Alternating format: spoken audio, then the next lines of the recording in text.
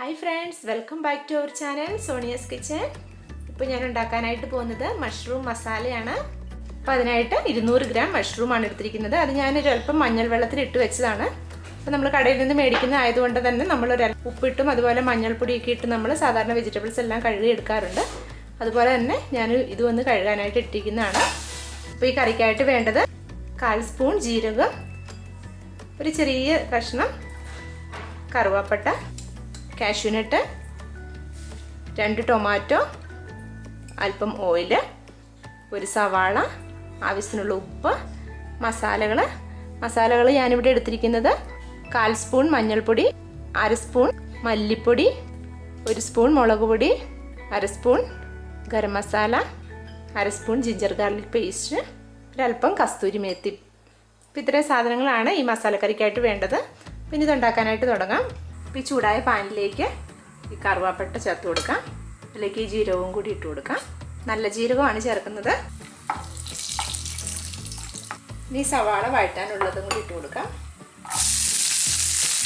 ഇതിനുള്ള ഉപ്പ് കൂടി ഇട്ട് കൊടുക്കാം. ഉപ്പ് ചേർക്കുമ്പോഴത്തേക്കും ഈ സവാളയൊക്കെ പെട്ടെന്ന് തന്നെ വഴന്ന് കിട്ടും. സവാള ഒരിച്ചിരി വഴന്ന് വരുമ്പോഴേക്കും ഈ ജിഞ്ചർ ഗാർലിക് പേസ്റ്റ് ഒരു 1/4 സ്പൂൺ ചേർത്ത് കൊടുക്കാം. ഇത് ഒരുപാടായി പോകരുത്, കാരണം അപ്പോഴത്തേക്കും ആ ഇഞ്ചിയുടെ ഒരു ടേസ്റ്റ് മുന്നോട്ട് നിൽക്കും. അപ്പോൾ നമുക്കത് കഴിക്കാൻ തന്നെ ഒരു സുഖം ഉണ്ടാകത്തില്ല. അപ്പം അത് വളരെ കുറച്ചേ ചേർക്കാവുള്ളൂ. ഇതിട്ട് കൊടുക്കാം. ഇതെല്ലാം കൂടി നന്നായിട്ട് വഴറ്റിയെടുക്കാം.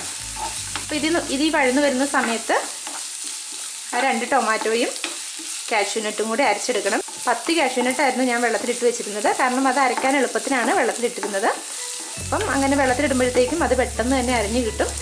ഞാൻ ടൊമാറ്റോയും കാഷ്യൂ നട്ടും കൂടെ പേസ്റ്റ് രൂപത്തിൽ അരച്ചെടുക്കാം. 2 തക്കാളി ആയിരുന്നു അരിഞ്ഞെടുത്തിരുന്നത്, അത് ജാറിലേക്ക് ഇട്ട് കൊടുക്കാം. ഈ കാഷ്യൂ നട്ട് കൂടി ചേർത്ത് കൊടുക്കാം. ഇത് നന്നായിട്ട് അരച്ചെടുക്കാം. പേസ്റ്റ് രൂപത്തിൽ തന്നെ അരച്ചെടുക്കണം. ഈ സവാളയൊക്കെ നന്നായിട്ട് വഴന്നിട്ടുണ്ട്. ഈ അരച്ചെടുത്ത ടൊമാറ്റോയും കാഷ്യൂ നട്ടും ഇതിലേക്ക് ചേർത്ത് കൊടുക്കാം. ആ കൂടെ തന്നെ ഈ മസാലകളെല്ലാം കൂടി ഇട്ട് കൊടുക്കാം.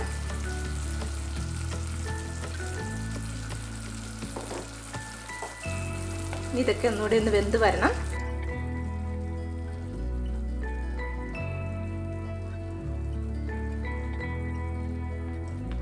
ഈ മസാലകൾ ചേർത്ത് കഴിയുമ്പം ഇതൊരു 2 മിനിറ്റ് നേരത്തേക്ക് ഇങ്ങനെ തന്നെ നന്നായിട്ടൊന്ന് തിളയ്ക്കാൻ വെക്കണം. കാരണം ആ മസാലയും ആ ടൊമാറ്റോയുടെ ആ ഒരു പേസ്റ്റിൻ്റെ പച്ചച്ചവയൊക്കെ ഒന്ന് മാറി വരണം.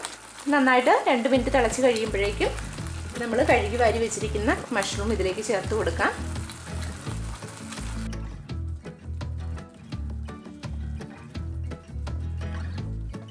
ഇനി ഇതൊരു 5 മിനിറ്റ് നേരത്തേക്ക് മൂടി വെച്ച് കൊടുക്കാം. 5 മിനിറ്റ് ആയിട്ടുണ്ട്.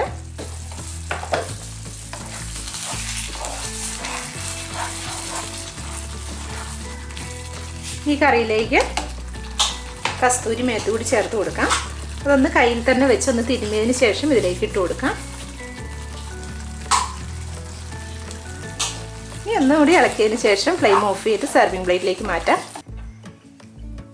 അപ്പോൾ നിങ്ങൾക്ക് എൻ്റെ ഈ റെസിപ്പി ഇഷ്ടമായിട്ടുണ്ടെങ്കിൽ ലൈക്ക് ചെയ്യാനും കമൻറ്റുകൾ അറിയിക്കാനും മറക്കരുത്. അതുപോലെ ചാനൽ സബ്സ്ക്രൈബ് ചെയ്തിട്ടില്ലാത്തവർ ചാനൽ സബ്സ്ക്രൈബ് ചെയ്യണം. അതോടൊപ്പം കാണുന്ന ബെൽ ഐക്കണിലും ക്ലിക്ക് ചെയ്യണം. അപ്പോൾ അടുത്തൊരു വീഡിയോയുമായി ഉടനെ കാണാം. Thank you for watching.